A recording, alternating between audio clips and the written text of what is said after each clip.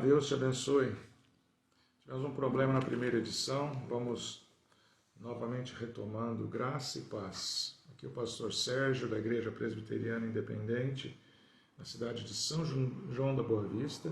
Somos uma congregação da Igreja Presbiteriana Independente de Andradas, que está comemorando 66 anos nessa data, a Igreja de Andradas.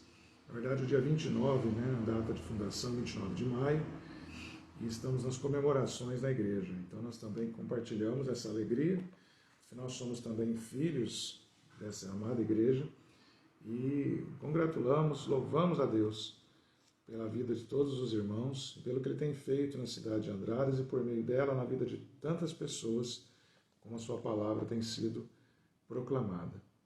Nós vamos compartilhar um texto da palavra agora, lendo Romanos capítulo 8, versos 12 ao 17. Assim, pois, irmãos, somos devedores, não à carne, como se estivéssemos obrigados a viver segundo a carne.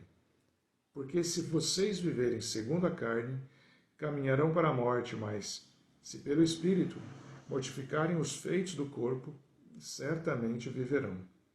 Pois todos os que são guiados pelo Espírito de Deus são filhos de Deus. Porque vocês não receberam um espírito de escravidão, mas viveram para viverem outra vez atemorizados. Mas receberam o espírito de adoção, por meio do qual clamamos, Abba, Pai. O próprio Espírito confirma ao nosso espírito que somos filhos de Deus. E se somos filhos, somos também herdeiros e co-herdeiros em Cristo.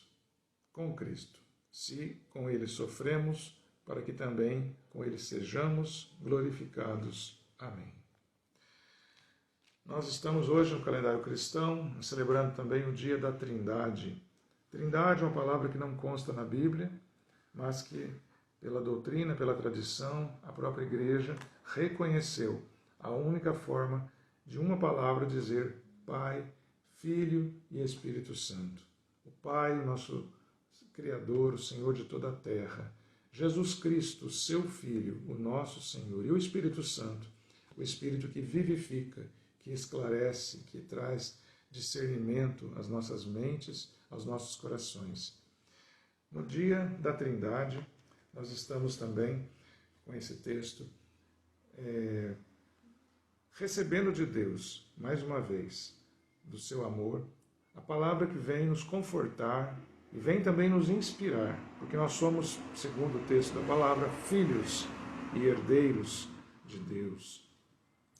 Nós somos co-herdeiros com Cristo.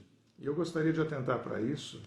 Cristo, o Jesus Cristo, o Filho na Trindade, o Deus homem, o Deus vivo, tanto quando viveu aqui no meio dos homens, quanto agora continua vivo e sempre.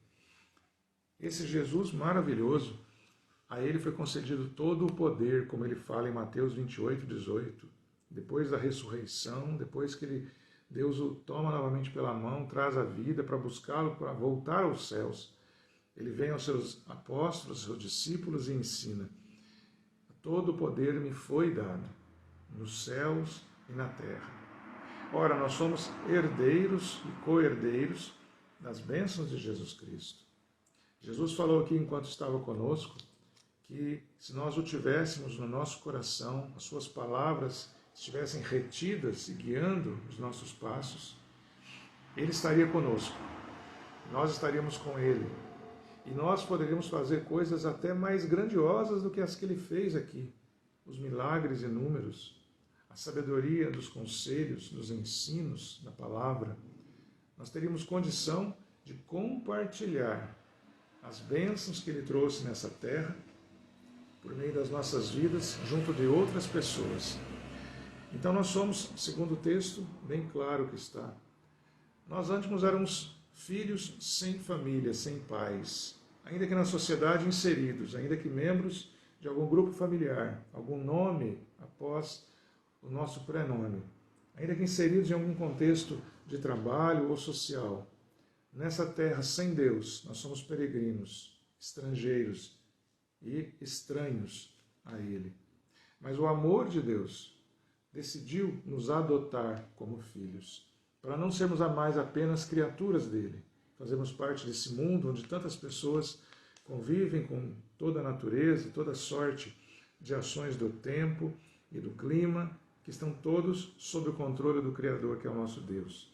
As pessoas que estão assim, que vivem segundo o texto, apenas obrigados a viver segundo a carne, segundo as leis desse mundo, segundo as regras desse mundo. Regras criadas muitas vezes para que as pessoas não se destruam, para que elas possam conviver de maneira tolerável. Mas isso qualquer criatura busca fazer no reino animal, até no vegetal, em algumas circunstâncias, as plantas também se modificam a sua direção, o seu contorno, justamente para que possam sobreviver, encontrar a luz, se desviar de algum obstáculo. Os animais fazem isso e por que não o homem, um ser social como é? Mas todos fazem isso para sobreviver. E isso na Bíblia não é chamado de vida, isso na verdade é morte. Apenas conviver com outras pessoas sem Deus é o mesmo que não ter vida. A Bíblia chama de morte. E a Bíblia fala bem claro nesse texto que nós lemos, no verso 13, se vocês viverem segundo a carne, apenas assim, vocês caminharão para a morte. Ou seja, continuam como já estão, no estado de afastamento de Deus. Mas o Espírito de Deus, uma vez vindo habitar nas nossas vidas, ele está trazendo o que nós não tínhamos, a verdadeira vida, vida em abundância. E automaticamente nós recebemos muito mais do que vida, porque a vida com Deus, que é a razão de podermos existir, a razão de podermos cumprir com o propósito dele, que é estarmos à sua volta, para estarmos adorando a ele, contemplando a sua glória, nós somos também chamados de filhos, adotados dele, amados dele. E podemos chamá-lo com a palavra respectiva. A Bíblia traz Abba, Pai, que seria uma forma carinhosa de falar Paizinho, meu Senhor. Nós somos adotados para ser também próximos de Jesus Cristo, o Filho de Deus. Nós somos chamados para ser filhos junto dele. E ele que recebeu todo o poder, ele que pode fazer todas as coisas. Nós somos chamados a ter essa presença constante na nossa vida, esse nosso irmão poderoso, Senhor de céus e terra, para nós podermos estar na sua presença, estarmos próximo dele. Isso é bom demais.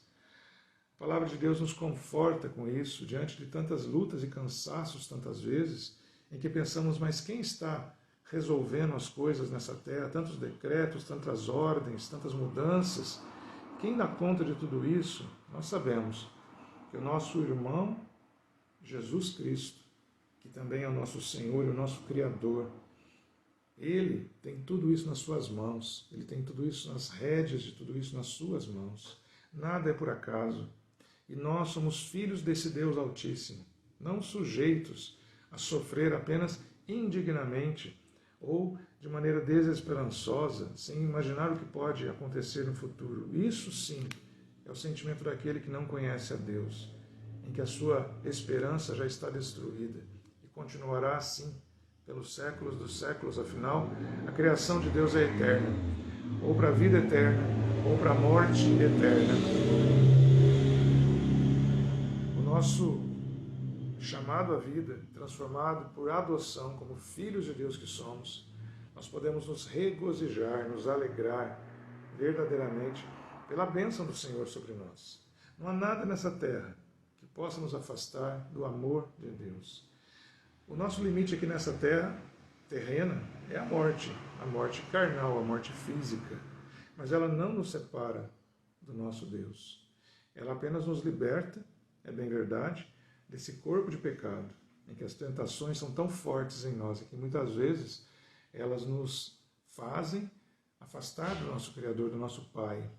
E com vergonha, às vezes demoramos a retomar até Ele para dizer, estamos arrependidos, não devíamos ter desobedecido, devíamos ter feito a Tua vontade, Senhor.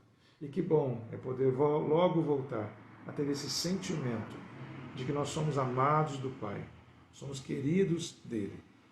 E se mesmo que sofremos aqui, lembremos do sofrimento de Jesus. Ele veio por uma causa, ele veio por nós, pelas pessoas amadas dele. Mesmo que elas o crucificaram, como foi, mesmo que elas muitas vezes ignorem. Quando o seu chamado vem à vida dessas mesmas pessoas, o seu amor, como aconteceu conosco, resgata de todo e qualquer poço fundo e passamos então a ter vida e ter luz nessa vida.